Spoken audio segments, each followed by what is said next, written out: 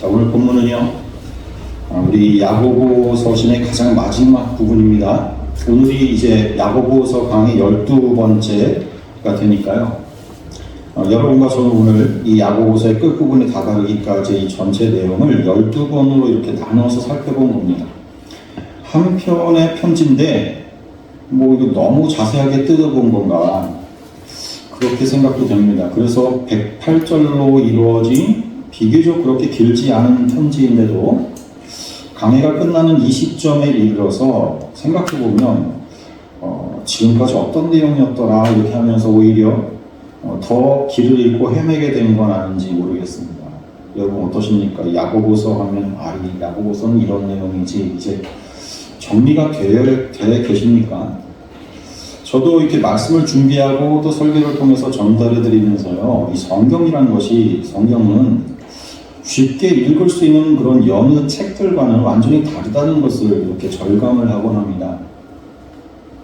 정말 성령의 인도 없이는 도저히 알 수 없는 게 성경입니다. 아무리 아무나 그렇게 한번 읽어볼까 이렇게 생각하면서 쉽게 펼쳐볼 수가 없다는 겁니다. 눈으로 보고 또 읽을 수 있다고 해서 누구나 다 그 속에 담겨진 하나님의 그 진짜 의도, 거기에 닿을 수 없다는 결론에 다다르게 되니까 정말 신앙생활이라는 것이, 또 말씀을 읽는 것조차 하나님의 인도가 필요하다는 그런 하나님의 은혜를 구하는 게 얼마나 그래서 절실한 것인지 새삼 느끼게 됩니다. 여러분, 오늘 이 야고보서 강의의 마지막 날이니까 여러분은 이제 야고보서가 무슨 말을 하고 있는가를 말할 수 있어야 됩니다. 이 야고보서가 언제 누구에게 보내진 편지였는가를 여러분 떠올려 보세요. 언제 누구에게 보내진 편지인가? 이 야고보서는요, 신약 성경 가운데서 가장 초기에 쓰여졌다 그랬죠. 기억나십니까? 야고보서는 예수의 동생으로서 오순절날 그 성령의 강림으로 시작된 예루살렘의 그 초대 교회의 수석 목회자였어요. 야고보는 베드로보다 또 바울보다 더 권위 있는 정말 명실상부한 초대교회 대표 지도자가 이 야고보란 말이에요. 예수님의 친동생이면서도 처음에 어떻게 시작됐습니까? 주 예수 그리스도의 종 야고보는, 이렇게 자신을 지칭하면서 말이죠. 1절이 그렇게 시작됐잖아요. 흩어져 있는 12지파에게 문안하노라 그러면서 이 편지가 시작됐어요. 그리고 첫 마디가, 내 형제들아 너희가 여러 가지 시험을 당하거든 온전히 기쁘게 여기라. 그게 첫 마디였어요. 편지가 쓰여진 그 48년에서 49년경, 그때 이 예루살렘 교회는 여러분 스데반의 순교가 있은 지 15년 또는 16년 정도가 지난 때예요. 또 사도 야고보가, 사도들 가운데는 야고보가 이제 순교를 당한 것도 불과 이 편지가 쓰여지기 5년 전쯤이에요. 그런 시점이었단 말이에요. 그러니까 스데반은 유대 밖에서 들어온 디아스포라였죠. 그래서 이름이 헬라 이름이잖아요. 스테파노. 그러니까 유대 밖에서 들어온 헬라 사람이라고 여겨지는, 그렇게 보겠죠, 유대 사람들은. 그런 디아스포라로서 유대 종교 지도자들이 선동을 해가지고 유대 민중들로부터 순교를 당한 것이었어요. 그렇지만 사도 야고보의 순교는요, 당시에 헤롯 아그리파 왕에게 참수형을 받은 것이니까 교회를 향한 박해가요, 공권력까지 동원되어 가지고 정책적으로 공공연하게 일어나고 있었던 거예요. 교회에 대한 박해가. 그야말로 목숨 걸고 예수 믿는 시기였던 거예요. 이 편지가 쓰여진 때는. 그래서 신앙을 포기하거나 배교하는 일들이 막 일어나기 시작했고, 많아졌고요. 그리고 믿는 무리들 가운데서도 신앙과 포기와의 그런 갈림길에서 갈등하는 이들이 적지 않았던 때, 그때 써내려간 편지가 이 야고보서라는 걸 여러분 기억해야 돼요. 그러니 당시 성도들이 안고 있는 그 엄중한 상황과는요, 많은 괴리가 있는 우리들로서는 더욱 성경 속의 이 상황 속으로 들어가려는 노력, 주의가 필요한 거예요. 들을수록 더 어려워지나요, 여러분? 제가 이 야고보서를 쉽게 소개하기 위해서 말이죠. 히브리서는 믿음이 누구인가를 말해준다면 이 야고보서는 그 믿음이 성도의 삶 속에서 어떤 일을 하는가 이걸 설명하고 있다고 말씀을 드렸었어요. 기억납니까? 오늘 본문도 보이지 않는 그 믿음이란 것이 성도의 삶 속에서 하는 일들을 얘기해주고 있는 거예요. 오늘 제목이 믿음의 기도인데 이 믿음에 의한 기도 그런 뜻이에요. 믿음의 기도라는 것은 믿음에 의한 기도라는 말입니다. 박해 속에서 고난을 당하는 성도들 속에서 믿음은 기도하게 한다는 거예요. 믿음은. 그것이 야고보의 명령과 권면의 형식으로 오늘 본문에서 주어지고 있는 거예요. 자, 오늘 본문도 우리가 수세기를 거치면서 이렇게 풍화가 된 언어와 문자의 체계를 가지고서 성령의 강력한 역사와 인도를 받으며 진리를 분명히 알고 있었던 그 당시의 언어와 문자, 이것을 해석해야 한다는 점에서 쉽지 않습니다, 여러분. 오늘도 정신 차리고 잘 따라오셔야 됩니다. 자, 오늘 본문 속에는 기도와 간구라는 말이요 7번 나옵니다. 그러나 원어를 살펴보면 여기에 쓰인 단어가 똑같은 단어로 7번 쓰인 게 아니에요. 3가지가 쓰였어요. 3개의 단어. 프로슈코마이, 그 다음에 유케, 그 다음에 데시스, 이 3 단어를 기도와 간구로 번역한 거란 말이에요. 많은 주석자들이요 이 셋의 차이를 구분을 하지 않고요 그냥 동일한 의미의 기도로 생각을 하거든요. 그러나 여러분 야고보는요 의도적으로 이 3 단어가 가진 차이를 활용해 가지고 우리에게 분명하게 전달하고자 하는 메시지가 따로 있단 말이에요. 자, 먼저 여러분 주보에 있는 본문에다가 표시를 좀 해보겠습니다. 주보에 있는 본문 아니면 성경에다가 직접 하셔도 돼요. 기도라는 단어가 3가지라 그랬는데 그걸 구분하는 거예요. 먼저 프로슈코마이가 쓰인 곳에 동그라미를 할 텐데 13절 그리고 14절 그리고 17절과 18절에 있는 기도, 거기 나오는 기도들이죠. 거기에다가 동그라미를 하세요. 그게 프로슈코마이라는 단어를 번역한 기도예요. 그리고 이번에는 유케를 번역한 기도를 이제는 네모로 표시를 하시는데 15절과 16절에 있는 기도가 바로 유케를 번역한 거예요. 15절, 16절 두 군데. 그리고 마지막 16절 그 끝부분에 간구, 거기다가 밑줄 하세요. 그게 데시스라는 거예요.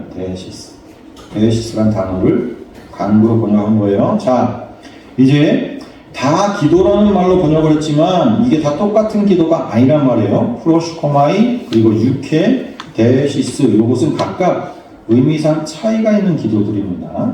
자, 보세요. 먼저 15, 16절에 있는 그 유케는요. 유케부터 설명드려요. 이게 국어사전적인 의미의 기도라는 말이에요. 예? 기독교 아닌 세상에서도요.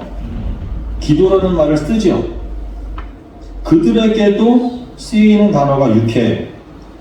이건 사람들이 알지도 못하면서도 어렴풋이 신이라고 생각하는 그런 대상에게 올리는 인간의 소원 있죠? 인간의 소원. 그 기도가 유케예요. 그러니까 정한수 떠놓고 하는 기도나 우상에게 하는 기도나 또 하나님 앞에서 하는 기도나 다 이 유케를 쓰는 거예요. 물론 우리가 하나님께 우리의 원하는 것을 기도하는 것도 이 유케를 쓴다고 지금 말씀을 드리는 거예요. 유케는 그렇게도 다 쓰여요. 신약 성경에 이 명사형 유케가 딱 3번 나옵니다. 그 중에 야고보서 본문, 우리가 본문이 15절에 한 번 나오고요. 15절에 나머지는 사도행전에 2번 나오는데요. 거기에선 서원이라는 말로 번역해 놨어요. 한번 보세요. 사도행전 18장 그리고 21장 두 군데 함께 읽겠습니다. 시작. 바울은 더 여러 날 머물다가 형제들과 작별하고 배 타고 수리아로 떠나갈새 브리스길라와 아굴라도 함께하더라. 바울이 일찍이 서원이 있었으므로 갱그레아에서 머리를 깎았더라. 그 서원이 육해입니다. 그 다음에 21장 우리가 말하는 이대로 가라. 서원한 네 사람이 우리에게 있으니 요 서원이란 단어도 육해를 번역한 거예요. 그러니까 야고보서에서는 기도로 번역한 걸 다른 곳에서는 서원이라고 번역을 했죠. 똑같은 육해를. 구약 성경을 헬라어로 번역한 그 70인역 거기를 보면 이게 이 육해라는 단어가 신약 성경보다 훨씬 더 많이 나와요. 75번이나 나오거든요. 75번이나 쓰였는데 그러니까 구약 성경에 육해라는 단어가 있다는 거죠. 의미상으로 기도라는 뜻과 함께 맹세와 또 서원의 뜻으로 가장 많이 사용됐어요. 육해가. 여러분 맹세나 서원 이런 건 뭐예요? 사람이 하나님께 하는 거죠. 그렇잖아요. 하나님께 맹세한다. 하나님께 서원한다. 사람이 하는 거잖아요. 그러니까 이 육해 사람 쪽에서 나오는 소원이나 기도인 거예요. 육해는. 본문 16절에 나오는 이 육해, 이 기도는, 육해의 기도는 동사형으로 쓰인 유코마이입니다. 유코마이. 16절. 아까 15절 육해는 명사형이고 16절은 동사형으로 쓰여서 유코마이란 말이에요. 근데 신약 성경에서 더 많이 쓰인 기도가 프로슈코마이, 프로슈코마이. 이 동사형 프로슈코마이는 85번 쓰였어요. 신약 성경에서. 이 기도하다라는 동사는 명사 육해, 지금까지 설명했던 육해 앞에다가 전치사 프로스가 이렇게 합해져가지고 만들어진 단어가 프로슈코마이예요. 예? 육해 앞에 프로스가 붙어서 프로슈코마이가 된 단어라고요. 동사로. 이 프로스라는 전치사는 무엇을 향해서 바라보는 걸 뜻하는 전치사거든요. 어떤 것을 향한다는 뜻이에요. 어떤 것을 향해서. 그러니까 이 프로슈코마이는 하나님 앞에 나아가서 드리는 기도를 뜻하는 거예요. 아까 육해는 하나님이면 몰라. 그냥 어렴풋이 그 대상이 어렴풋한 대상이에요. 만나보지도 못했고 그 신에 대해서 잘 알지도 못해. 그러나 드리는 기도예요. 그러나 이 프로슈코마이는 하나님, 분명한 대상, 그 알고 있는 그 하나님을 향해서 드리는 기도예요. 그 하나님 앞에 나아가서 드리는 기도라고요. 여러분, 사람이요, 하나님 앞에 있으면요, 어떻게 되나요? 생각해 보세요. 사람이 하나님 앞에 있으면 어떻게 될 것 같아요? 그런 경험이 없으니 모를 테지만 비슷한 경험을 우리가 이 세상에서 할 수 있거든요. 왕 앞에 나아갔을 때나 아니면 옛날 사람들이 아버지 앞에 섰을 때 그런 대화 같은 거예요. 예? 요즘은 아버지 앞에 선다는 개념이 옛날과 많이 다릅니다. 하나도 어렵지가 않잖아요. 아버지 앞에 서는 게. 아버지를 우습게 하죠. 옛날에는요, 아버지 앞에서 함부로 입을 열지 못했어요. 할 말도 제대로 못하는 엄격한 자리가 아버지 앞이란 말이에요. 왕 앞에서도 마찬가지죠. 감히 허락도 없이 입을 놀릴 수가 없는 자리가 왕 앞이란 말입니다, 여러분. 하나님 앞이라는 것이 바로 그런 자리인 거예요. 지금 프로슈코마이, 하나님 앞에서의 기도가 바로 그런 의미인 거예요. 창조주 앞에서 피조물이 그 앞에서 무슨 말을 할 수 있을까요? 하나님 앞에서 피조물은요, 아무 말 못해요. 그 자리는요, 그냥 듣는 거예요. 창조주께서 무슨 말씀하시나 경청하고 그 말씀을 받드는 거라니까요. 우리의 소원, 우리의 의견 다 필요 없어요. 감히 꺼내지도 못해요. 하나님 앞에서는. 하나님의 그 원하심, 하나님의 뜻, 하나님의 그 의지가 말씀으로 떨어지면요, 그 앞에 있는 피조물은요, 그냥 조아리고 앉아있다가 예, 알겠습니다, 받들어 모시겠습니다, 그러는 자리가 하나님 앞이라고요. 여러분, 기도를 하나님과의 대화라고 그러잖아요? 맞아요. 그런데 그 대화라는 건요, 대등한 관계의 그 사람과 사람 사이의 대화, 그런 게 아니라니까요? 하나님과의 대화라니까요? 그게 인본주의에 길들여진 우리들의 사고가 만들어낸 기도에 대한 환상이에요. 하나님 앞에 나와가지고 막 우리 하고 싶으면 막 떠들 수 있는 거, 그거 기도 아니라니까요. 실제 기도라는 것은 하나님 앞에 우리가 나아가는 거예요. 하나님 앞에 나아가는 자는요, 어떤 기도를 할 수 있습니까? 거기에서 하나님 앞에서 내 소원, 또 내가 원하는 것, 나의 의견 등등 떠벌릴 수가 없단 말입니다. 그런 자리가 아닌 거예요. 그거 하나님을 모르는 자들이니까, 아니면 너무 어려가지고 하나님을 잘 모르는 어린애니까 그럴 수 있는 거예요. 하나님이 안 보이니까 그러는 거라고요. 하룻강아지 범무서운 줄 모른다고 막 자기 얘기하는 거예요. 뭣도 모르는 사람이 하는 거예요. 하나님을 향해서 개 짖듯이 그냥 짖는 거죠. 그건 그냥. 그게 육회예요. 앞에서 얘기한 육회의 수준. 그러나 프로슈코마이는 정확하게 하나님을 아는 자가 하나님을 향해서 무릎 꿇은 자로서 나오는 기도인 거예요. 거기에 나의 소원이 있을 수가 없어요. 오직 하나님의 소원, 하나님의 말씀만이 떨어지고 거기에 피조물은요, 아멘 하는 거예요. 그냥 그렇게 되어지이다, 하늘에서 이루어진 것이 땅에서도 이루어지이다, 이렇게. 그게 성경이 말하는 기도란 말입니다. 성경에서 말하는 기도. 프로슈코마이. 여러분, 요한복음 15장에 가서 보면 예수님이 기도를 하시는 내용이 15장 전체죠. 그 기도의 내용이 뭡니까? 아버지와 내가 하나인 것 같이 저들도 우리와 하나 되게 하옵소서. 한마디로 줄이면 그거거든요. 주님의 기도는. 그게 바로 하나님의 소원이잖아요. 주님이 하나님의 소원 그대로를 기도한 거예요. 그건. 나는 너희의 하나님이 되고 너희는 내 백성 되게 하겠다. 이게 구약성경 전체에서 울려 퍼지는 하나님의 선언 아닙니까? 하나님의 의지, 하나님의 말씀. 그러니 하나님의 뜻 그대로를 기도한 것이 그 요한복음 주님의 기도인 거예요. 프로슈코마이. 그게 70인경을 또 보면 70인경에서는 76번 쓰였는데 구약성경에서 그렇게 쓰였단 말이죠. 그러면 기도 이외에도 그것이 어떤 것으로도 또 번역이 되었냐 하면 보면 심판하다, 간섭하다라는 뜻으로도 많이 쓰였어요. 프로슈코마이가 구약성경에서. 심판 누가 하는 거예요? 하나님의 심판, 하나님의 간섭에 쓰인 거예요. 이 프로슈코마이가. 프로슈코마이는 하나님의 소원, 하나님의 뜻, 그러니까 하나님의 말씀이 그 내용인 거예요. 프로슈코마이라는 기도의 내용. 그래서 여기 본문에서도 보면 프로슈코마이가 어디에 쓰였어요? 13절과 14절이 먼저 쓰였는데 13절 보세요. 13, 14절 읽어봐요.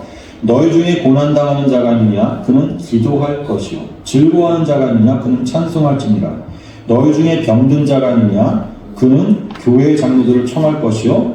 그들은 주의 이름으로 기름을 바르며 그를 위하여 기도할지니라. 요 기도 두 개의 단어 13절과 14절 나오는 기도들이 프로슈코마이라고 했어요.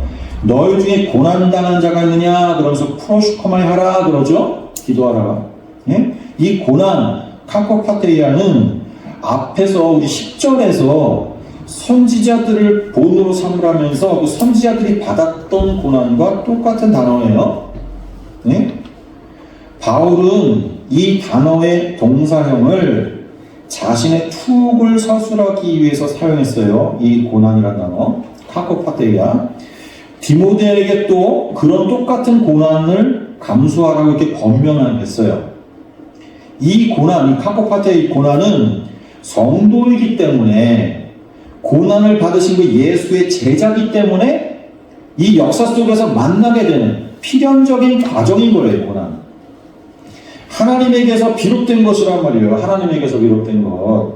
그러니까 히브리서에서는 뭐라 그랬어요? 하나님의 자녀이기 때문에 그 아들 만들기를 위해서 하나님이 그 아들들에게 시험을 주신다, 고난을 주신다 그러잖아요. 예? 바로 그 고난인 거예요. 그러니 그런 고난당하는 자에게, 오늘 본문에서 말하는, 오늘 그런 고난당하는 자에게 프로슈코마이의 기도를 하라는 거예요. 프로슈코마이는 우리의 원함이 아니라 뭐다? 하나님의 원함이 그 내용이잖아요. 하나님의 뜻이 이루어지다. 그게 결국 그 기도일 것 아니에요. 프로슈코마이. 그쵸? 그러니 고난의 의미를 제대로 음미하게 하고 그 고난을 잘 받아내게 하는데 필요한 게 바로 이 프로슈코마이의 기도 아니겠습니까? 성도는 당하는 고난을 피하게 해달라고 하는 게 아니라 어떻게 그것을, 하나님이 준 거니까 어떻게 그걸 하나님의 뜻 안에서 잘 견디고 이겨내는가를 구하게 되는 그런 프로슈코마의 기도로 살아야 한다는 거예요. 이 본문이 13절이. 그 고난 속에 새겨진 하나님의 뜻을 분별케 하는 것, 그게 프로슈코마의 기도니까.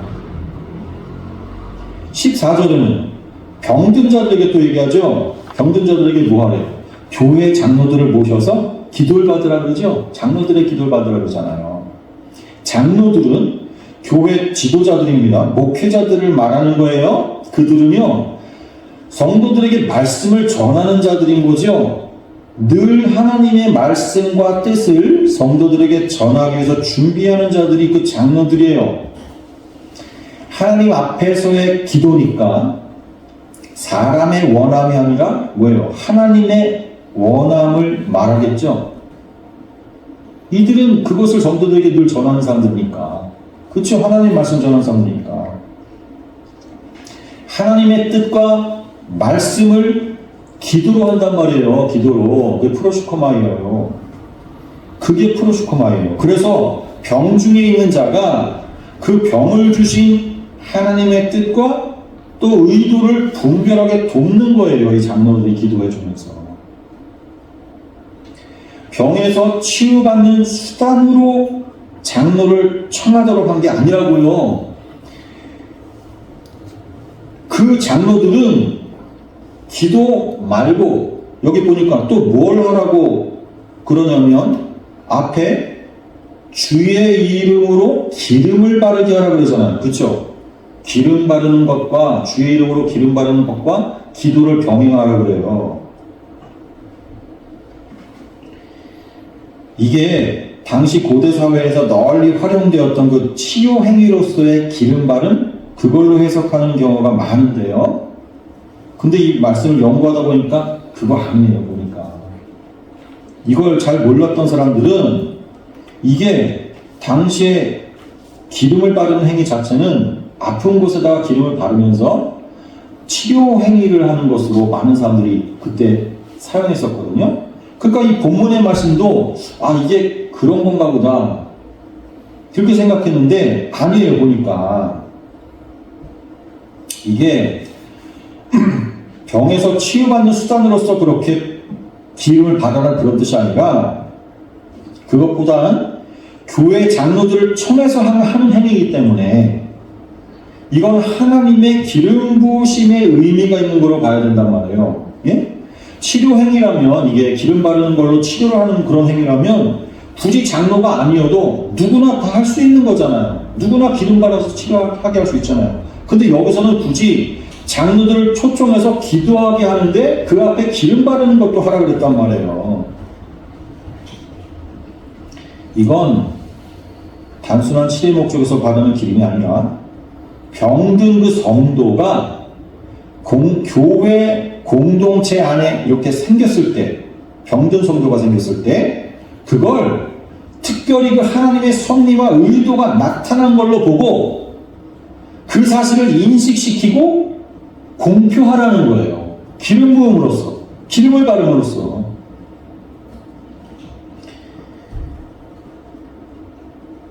기름 붓는 의식은요, 성경에서 하나님의 특별한 일을 위임시킬 때나 또는 하나님께서 성별시키라고 할 때 기름을 발랐거든요.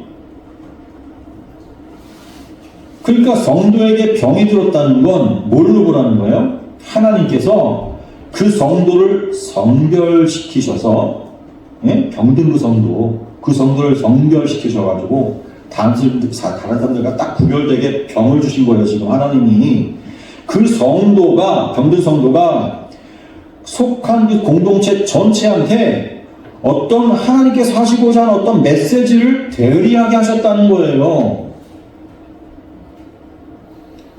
그렇게 보고서 장로들의 기름 붓는 의식으로 그걸 공식화하라는 거예요.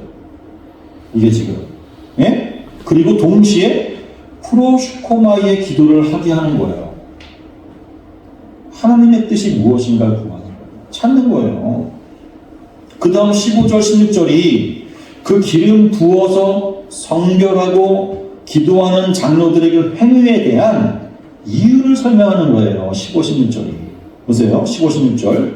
믿음의 기도는 병든 자를 구원하리니 주께서 그를 일으키시리라. 즉시 죄를 범하였을지라도 사하심을 받으리라. 그러므로 너희 죄를 서로 고백하며 병이 낫기를 위하여 서로 기도하라.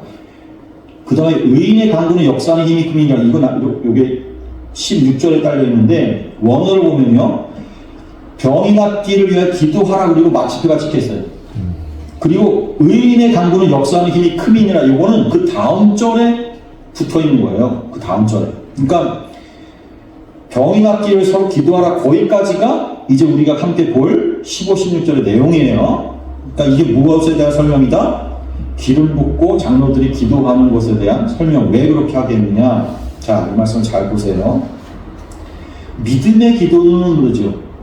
자, 이 기도는 프로슈코마이가 아니라 그랬어요. 여기 나오는 기도, 이 두 구절에 나오는 기도들은. 그쵸?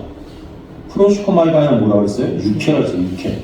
이건 이방인들도 하는 기도에다가 붙일 수 있는 기도. 그러니까 나의 원함을 말하는 기도, 나의 소원을 말하는 기도, 사람의 원함, 사람 측에서의 소원이 말해지는 기도란 말이에요. 그러나 성도들이 하는 기도니까 다른 이방인들이 하는 기도처럼 엉뚱한 대상에게 드리는 기도는 아니겠죠? 그쵸? 성도들이니까 그 대상은 우상이 아닐 거 아니에요. 하나님이죠. 자, 16절 기도도 육회입니다. 15절도 육회고, 자, 프로슈코마이가 아닌 육회의 기도라고. 하나님에게서 나오는 소원이 아니라 사람 측에게서 나오는 소원인 거예요. 그러니 우선은 병든 자가 치유되는 것을 원하는 기도. 그게 주 내용이란 말이에요. 지금 15, 16절은. 그래서 병이 낫기를 위해서 서로 기도하라 그러잖아요. 그쵸? 분명히. 자, 그런데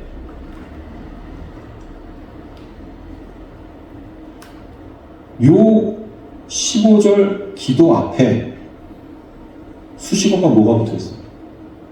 육회는 육회인데 그냥 육회가 아니라 믿음의 기도죠. 믿음에 이끌림 받는이 앞에 있는 거예요, 지금. 이 육회 앞에. 병이 들었다는 건 예사로운 일이 아니고 하나님의 섭리이기 때문에 하나님의 말씀으로 접근해야 한다는 거예요. 그러니 말씀에 더 가까이 있는, 또 말씀을 더 잘 아는 장로들을 청하고, 그 장로들은 병자에게 기름을 발라서 이 병은 하나님이 이 병자뿐만 아니라 이 병자가 속한 우리 공동체 전체에게 특별한 어떤 하나님의 뜻과 말씀을 하고 계신다는 선언을 공표한 거예요.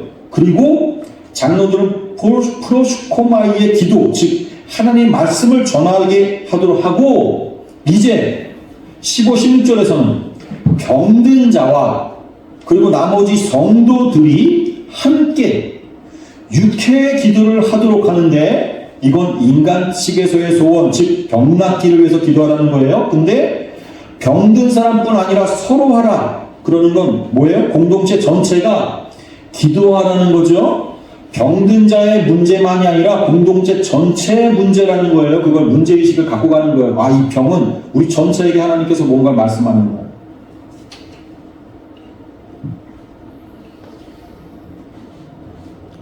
그래서 기름 붓는 거라고 그랬죠. 그리고 15절과 16절에서 나타난 단어들을 보세요. 병든 자를 구원하리니. 이건 치유에만 국한된 말씀이 아닌 거라는 거죠. 주께서 그를 일으키시리라. 이건 병 중에서 일으킨다는 의미 맞습니다. 또 그 뒤에 혹시 죄를 범하였을지라도 사하심을 받으리라. 이게 또 추가가 되어 있죠. 병자를 위한 기도를 하는데 구원과 또 죄 용서와 결부를 시키잖아요. 단지 치유만을 위해서가 아니라. 병은 지난번에도 말씀드린 적 있어요. 병은 죄의 증상이니까, 그쵸? 죄의 증상. 그리고 병은 하나님이 주시는 거고요. 분명히 일반적으로 죄인들한테 하나님이 병 주시는 것으로 알고 있잖아요. 그건 우리 중에 죄인에게 주신 하나님의 징벌이란 말이에요. 병 있는 것 자체가. 여러분, 그런데 보세요. 우리 중에 죄인 아닌 사람 있습니까? 죄인이 병드는 건 이상한 일이 아니라요. 자연스러운 거예요. 성경으로 보자면 맞잖아요. 죄인이 병을 갖고 있다는 건 자연스러운 거니까요. 죄의 증상이니까. 병이 죄의 증상이니까 죄인이 병에 드는 게 오히려 자연스러운 거고요. 건강한 게 오히려 예외적인 거예요. 그렇죠? 우리 생각이 변해야 돼요. 자, 하나님이 오래 참으심의 은혜를 입혀주니까 병에 안 걸리는 거예요. 그러나 여러분 또 다시 생각해 보세요. 다시 생각해 보세요. 자, 사실 우리 병 없는 사람 이 중에 있습니까? 우리 중에 병 없는 사람 손 들어보세요. 한 사람도 없어요, 사실. 이 세상 그 어느 누구도요, 다 병 있어요. 단지 그 병의 증상이요, 크고 작을 뿐이에요.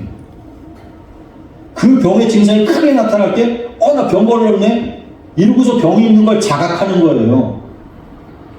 증상이 작을 때는요, 건강한 것으로 착각하고 산다니까요. 그렇잖아요. 실제로 우리들 다 우리 치통, 허리 아픈데 어디 병 걸려서 며칠 동안 앓고 다 겪잖아요. 죄의 증상들을 우리가 다 갖고 있는 거예요. 그런데 일종의 착각 속에 사는 거예요. 증세가 심하지 않다고, 병원에 가지 않는다고 나 병자 아니라는 거죠. 나 병 없다는 거죠. 아니에요. 우리 다 죄인이고 그 때문에 죄의 증상을 안고 살아요. 이 세상 모든 사람들은 병을 달고 산다니까요. 우리가 그 죄의 증상이 확 나타나서 병자로 딱 보이게 될 때 그거 인정하게 되는 거예요. 그걸 그때야 비로소 인정하게 된다니까요. 아, 나는 병자구나. 더 깊게는 뭐라고요? 아, 나는 죄인이지. 그러니까 병이 걸렸다고 불행해하고 안 걸렸다고 다행이라고 생각하는 자체가 다 착각이에요. 다 착각이에요. 똑같은 착각. 오히려 중병이 걸려가지고 하나님 앞에 나는 정말 죄인이고 그 죄의 결과가 이렇게 비참하고 고통스럽다는 걸 알아가지고 하나님을 찾는 게 복된 상태로 전환되는 거예요. 복된 상황을 맞이하는 거라니까 그게. 여러분 이런 생각의 전환을 가지고 본문을 다시 살펴보시면 보세요. 이 병든 자를 위한 기도, 육회의 그 기도 앞에 무슨 단어가 있다고 그랬어요? 보세요. 오늘 설교 제목 믿음의 기도, 믿음에 이끌림 받는 기도라는 말이죠. 이 육회의 기도는 이 육회의 기도 자체는 비록 사람 측에서 나온 소원이에요. 그러나 그것이 믿음의 이끌림을 받으면 그 기도는요, 믿음이 가고자 하는 방향성을 가지게 된다고요. 예? 그냥 육회의 기도는 그냥 내 소원만 쏟아냈는데 믿음에 이끌림 받는 육회가 되니까 이게 어떤 방향으로 그 믿음이 나의 기도를, 나의 생각을, 나의 소원을 끌고 간다니까요? 그게 어디예요? 그 목적지가. 그게 15절, 16절이에요. 예?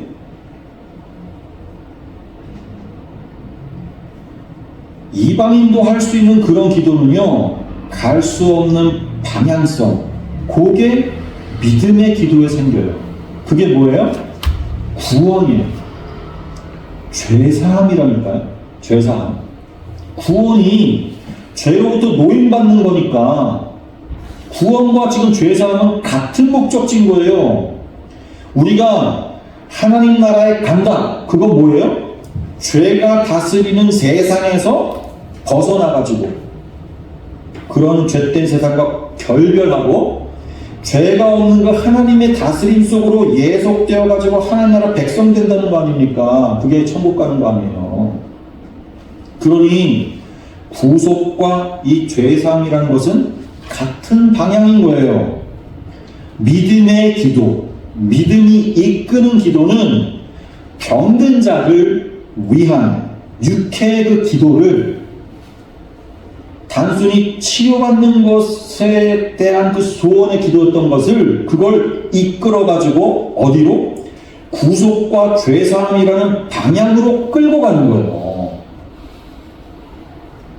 그래서 16절이 그걸 다 정리해가지고 그러므로 너희 죄를 서로 고백하며 병이 낫기를 서로 기도하라 그러는 거예요. 믿음의 기도가 정한 그 방향성을 말하고 있는 거란 말이에요. 복음서를 보면 말이죠. 여러분 복음서를 보면 예수님께서 말이죠. 한창 전도하고 계실 때 말씀을 전하고 계실 때 지붕을 뚫고 침상에 실려가지고 내려진 중풍병자가 있었죠. 그 사람에게 주님께서 말씀하시죠. 네 침상을 가지고 집으로 가라. 그러기 전에 먼저 뭐라고 말씀했어요? 내 죄사함을 받았느니라. 그 말씀하셨어요. 그랬더니만 옆에 있었던 그 말씀을 들은 많은 바리새인들이 속으로 수군거렸죠. 참남하다. 어떻게 사람이 죄사함을 거론하냐. 그래서 주님 말씀하시더라. 한번 보세요. 마태복음 9장 2절부터 6절 있는 말씀 같이 한번 읽겠습니다. 시작. 침상에 누운 중풍병자를 사람들이 데리고 오거늘 예수께서 그들의 믿음을 보시고 중풍병자에게 이르시되 작은 자야 안심하라. 내 죄사함을 받았느니라. 어떤 서기관들이 속으로 이르되 이 사람이 심성을 모독하도다. 예수께서 그 생각을 아시고 이르시되 너희가 어찌하여 마음에 악한 생각을 하느냐. 내 죄사함을 받았느니라 하는 말과 일어나 걸어가는 말 중에 어느 것이 쉽겠느냐. 그러나 인자가 세상에서 죄를 사하는 권능이 있는 줄을 너희로 알게 하려 하노라 하시고 중풍병자에게 말씀하시되 일어나 내 침상을 가지고 집으로 가라 하시니. 거기 6절에 뭐라 그래요? 인자가 예수님이죠. 내가 죄를 사하는 권능이 있는 줄을 너희로 알게 하려 하노라. 그래서 내 침상을 가지고 집으로 가. 그렇게 말하기 전에 먼저 네 죄사함을 받았느니라 이렇게 말씀하셨다는 거예요. 하나님을 알지 못하는 사람들은요, 하나님께 관심 없는 사람, 그들은 주님을 보고서 주님을 보면서도 육회의 기도만 하는 거예요. 자기들의 소원을 말하는 기도. 병자들은 병 낫길 구하고, 배고픈 사람은 배부르길 구하고, 눈 먼 사람은 눈 뜨길 구하고. 이게 다 뭐예요? 내 소원이에요. 내 육신을 위한 기도. 예? 인간 측의 소원, 육을 위한 소원, 이 세상 살이를 위한 소원만 구하는 거예요. 그게 육회예요. 그런데 주님은 그것만 구하다가 그랬다가는 너희를 결국 다 영원히 죽는다. 그러니까 진짜 내가 너희들에게 주기 원하는 것, 하나님 아버지의 그 소원, 그걸 너희도 알게 하려고 하셨다는 거예요. 그래서 죄사함의 권능이 내게 있는 걸 알고, 죄사함이 너희들에게 필요하다. 병든 자를 위한 믿음의 기도, 오늘 본문 병든 자를 위한 믿음의 기도, 믿음이 이끌림받은 그 기도, 그것은 병든 자 개인을 위한 기도에서 머무는 게 아니라는 거예요. 그 병든 자를 통해서 그가 속한 공동체 전체의 회개 운동을 타깃으로 하는 거예요.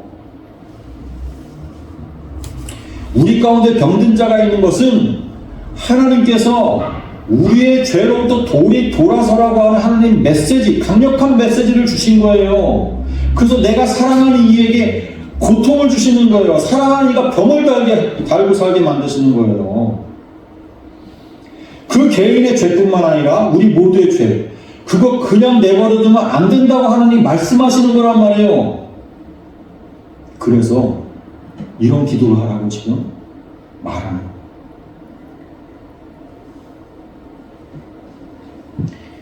육신의 병과 육신의 치유에만 눈이 고정되어 있는 사람은 육신의 사람일 수밖에 없어요. 성도의 목적지는 이 세상이 아니지 않습니까? 하나님 나라잖아요. 그 하나님 나라는 죄 갖고 못 간다니까요. 동시에 영혼의 구원, 이게 우리의 목표 아닙니까?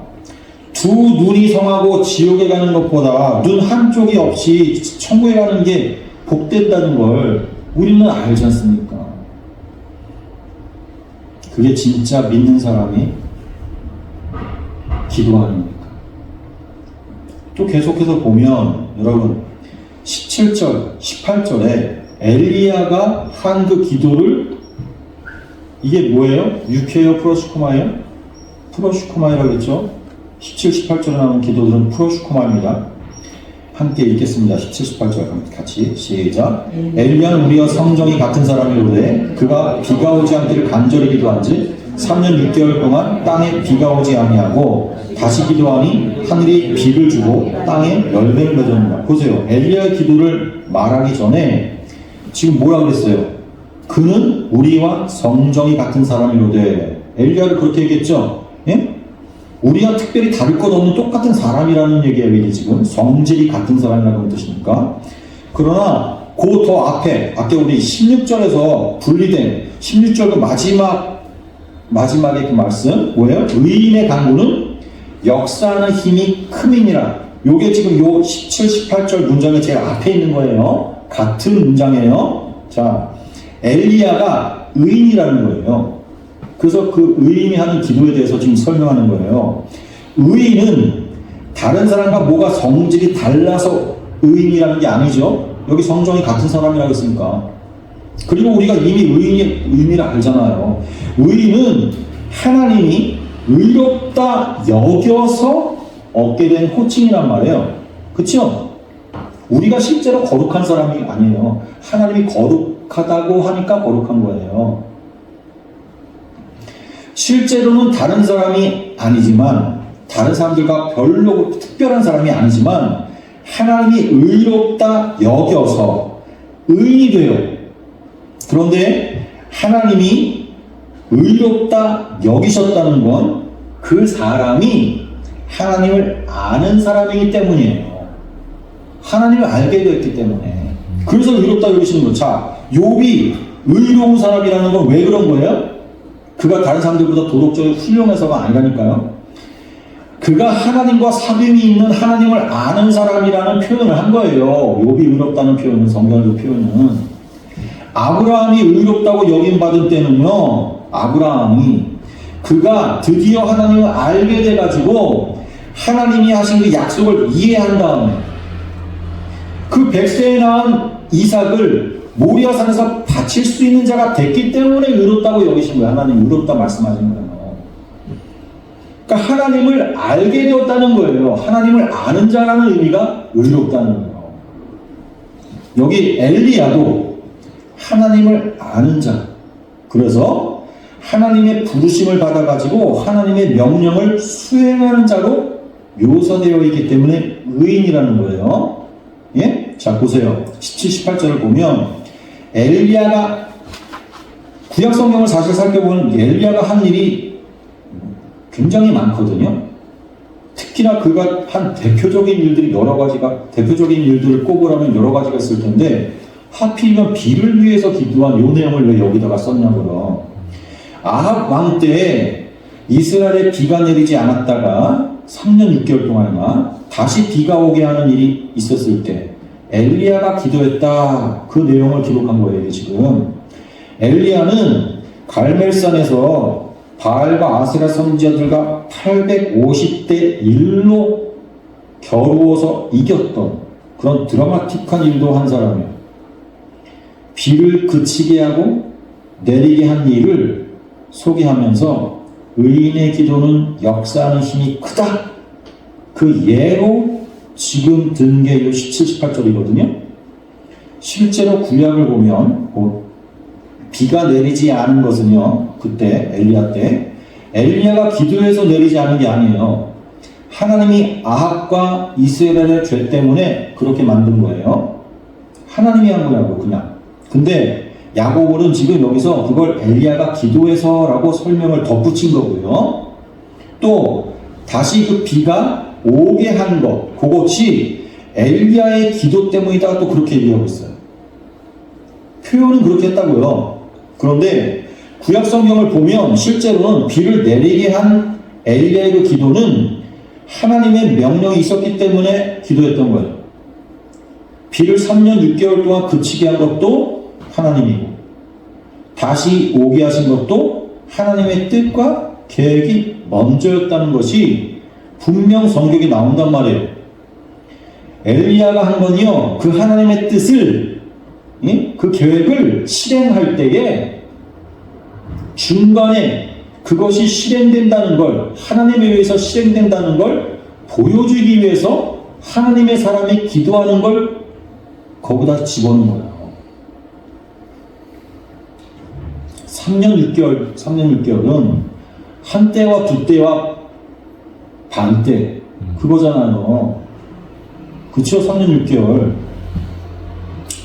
하나님의 성도들의 광야 생활, 이 세상의 역사 시간이란 말이에요. 그때 하나님이 비를 그치게 한단 말이에요. 왜? 괴롭게 만들려고. 왜? 하나님이 심판하려고. 하나님이 우리의 죄를 심판하기 의미에서. 자, 하나님의 뜻과 계획이 먼저였다는 걸 분명 성경이 밝혔는데도 엘리야가 그 하나님의 뜻을 기도하는 것으로 통해서 하나님의 뜻이 이렇게 이루어진다. 엘리야가 그걸 보여주는 매개체로 사용됐어요. 그것이 의인의 역할이에요. 그것이 의인의 역할이에요. 하나님께서 부르신 의인의 역할. 그것이 의인의 또 간구예요. 이 간구가 또 다른 기도로 여기저기 번역이 된 데이시스라는 단어예요.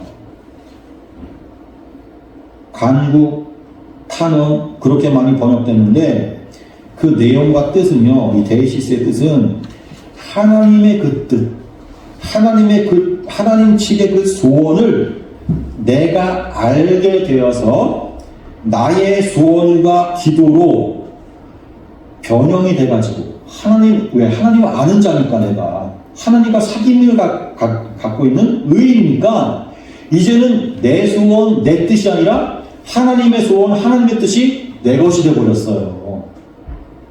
하나가 됐다니까요. 하나님의 뜻과. 그래서 그런 의인들이, 하나님의 뜻과 하나 된 자들이 구하는 것, 탐원하는 것, 그게 대시스. 그게 간구예요. 성경에 나오는 간구. 정리하면 프로슈코마이는 하나님 측의 소원을 내용으로 하는 기도고요. 유케는 사람 측의 소원을 내용으로 하는 기도예요. 그리고 간구는, 데시스는 하나님의 말씀을 내 것으로 여기고 구하는 기도인 거예요. 요 세 가지 기도의 차이를 여러분들이 분별을 해서 오늘 본문을 보시면 본문의 진리가 풀리는 거예요. 본문을 보시면서 생각해 보세요. 우리는 과연 죄사함의 이 문제를 정말 중요하게 여기고 있나? 예? 죄사함의 문제를 중요하게 여기고 있나? 하나님의 구원은 우리를 죄에서 빼내는 건데 우리는 어떻습니까? 여전히 죄와 더불어 살고 있어요. 죄와 더불어 살고 있는 그 현실을요, 아무렇지 않게 받아들이고 살고 있단 말이에요. 가나안 땅에 들어간 이스라엘 백성들이 또 요 모습이라니까요. 가나안 땅에 들어갔음에도 하나님이 다 죽이라고 하는 가나안 사람들 죽이지 않았고 그들과 함께 결혼하면서 함께 살았다니까요. 그들이 섬겼던 우상을 그래서 함께 섬기면서 이게 이 세상에서 우리의 실존이에요. 죄와 분리돼서 살 수가 없어요. 죄와 더불어서 함께 살아요. 근데 문제는 뭐예요? 하나님 구속을 받았으면 거기에 대한 문제의식이 있어야 되는 거예요. 이 죄를 미워하고 이 죄로부터 벗어나려고 하는 몸부림이 있어야 되는데 아니란 말이에요. 우리는 그 죄와 더불어 살고 있는 지금 우리의 모습을 대수롭지 않게 생각하고 산다니까요. 죄라는 걸 알면서도 계속 그 죄를 저지르고 있잖아요. 아, 여기서 빠져나가야 되는데 하면서도 계속 내가 그 죄를 범하고 있잖아요. 세상 속에서 갖고 있는 이 중독의 문제, 세상의 즐거움, 나의 육신을 즐겁게 하는 그 일에서 빠져나오지 못하잖아요. 죄와 더불어 사는 우리의 모습이에요, 그게. 근데 하나님은 우리를 거기서 구속하셔 주셨는데, 뭐로? 십자가의 피로. 그런데 우리는 여전히 거기서 빠져나오려고 애를 안 쓰는 거예요. 그럴 때 그 죄의 증상을 높이는 거예요. 우리에게 병을 주시는 거예요. 죽어나가는 모습을 보이는 거예요. 고통받는 모습을 보여주는 거예요. 너희들 그 죄 속에서 그냥 머물러 살래? 회개해야 돼 하면서 말씀하시는 거라니까요. 우리 공동체 속에 주어지는 병, 나에게 주어진 그 어떤 병, 이건 다 뭐예요? 우리의 그 죄된 모습을 잊지 말라는 거예요. 거기서 소스라치게 좀 떨쳐서 일어나라는 거예요. 그 죄로부터 벗어나려고 하는 그 죄와 더불어 싸우는, 정말 목숨 걸고 싸우는 그 삶을 살라는 거예요. 왜 그렇게 살지 않고 그 죄와 함께 먹고 마시며 사는 그 삶을 대수롭지 않게 여기고 사는 거예요. 거기서 회개하라는 거예요. 돌아서라는 거예요.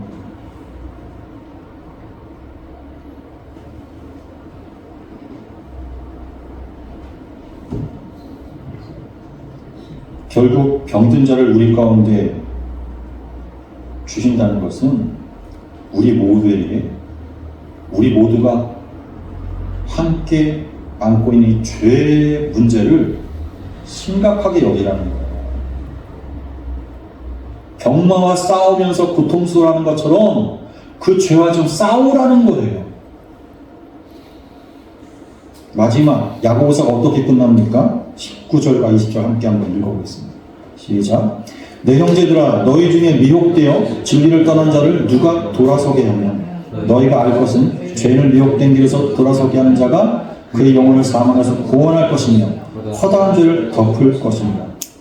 진리를 떠난 자, 그들을 미혹된 길에서 돌아서게 하여가지고 구원하는 것에 관심을 집중시키면서 편지가 끝을 맺죠. 제일 마지막에 그런 관심과 구원을 위한 전도, 구원을 위한 기도, 그게 결국은 뭐라고 해요? 허다한 죄를 덮는다 그러죠. 이게 뭐예요? 믿음이 우리를 이끌고자 하는 목적지 아닙니까? 죄사함의 그곳, 허다한 죄를 덮는 그것은 어떻게? 나뿐만 아니라 형제들이 그 미혹된 죄, 그래서 다시 하나님 앞에 죄를 짓고 세상으로 돌아간 그들을 하나님께로 다시 돌아오게 하는, 그들을 구원하는 이 일, 그것은 뭘 통해서 이루어진다? 프로슈코마이. 하나님의 뜻을 우리의 입으로 말하는 거라니까, 그게. 그래서 기도하라는 거예요. 오늘 본문에는 마지막 야고보의 당부. 여러분, 이 야고보서가 어떻게 시작됐다고요? 어떤 환경 속에서? 박해를 받고 있는 성도들 가운데 초대교회가 그 박해 때문에 믿음을 버리고 다시 돌아가는 이들도 생기고, 또 이 믿음을 계속 지켜야 되나 망설이는 이들이 고민하는 일이 있었단 말이에요. 그들에게 그 고통과 고난 속에서 하나님을 향한 그 믿음을 버리지 말라고 처음부터 계속 이야기하면서 마지막까지도 그래요. 프로슈코마의 기도를 통해서 하나님이 끊임없이 우리가 죄 가운데서 하나님을 무시하면서 사는 너희들 돌아오겠습니까? 이제는 그 죄와 겨워 싸우고 그 죄로부터 벗어나고자 하는 그 프로슈코마의 기도를 통한 계속적인 그런 삶, 그러한 말씀을 보면서 거기에 살아야 된다. 그렇게 살아야 된다. 본문이 얘기해 주는 거란 말이에요. 여러분,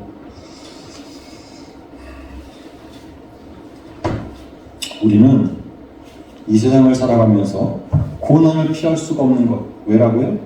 예수가 이미 그 고난의 삶을 보여주셨고, 성도는 이렇게 사는 거다 보여준 거라고 그랬죠, 거기?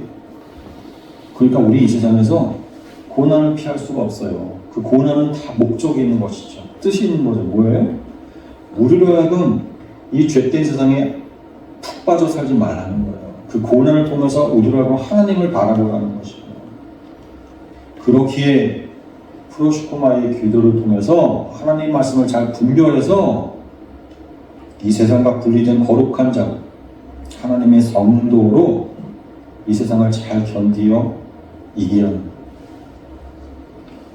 이 야고보서의 말씀 아닙니까? 너희들의 그 믿음, 내가 너희에게 믿음을 줬는데 그걸 나타내 보여라. 그게 행함인 것이죠. 그 믿음을 나타내 보이게 하기 위해서 그 믿음이 우리 속에서 어떤 일을 하는가를 야고보서가 얘기합니다. 같이 기도하겠습니다.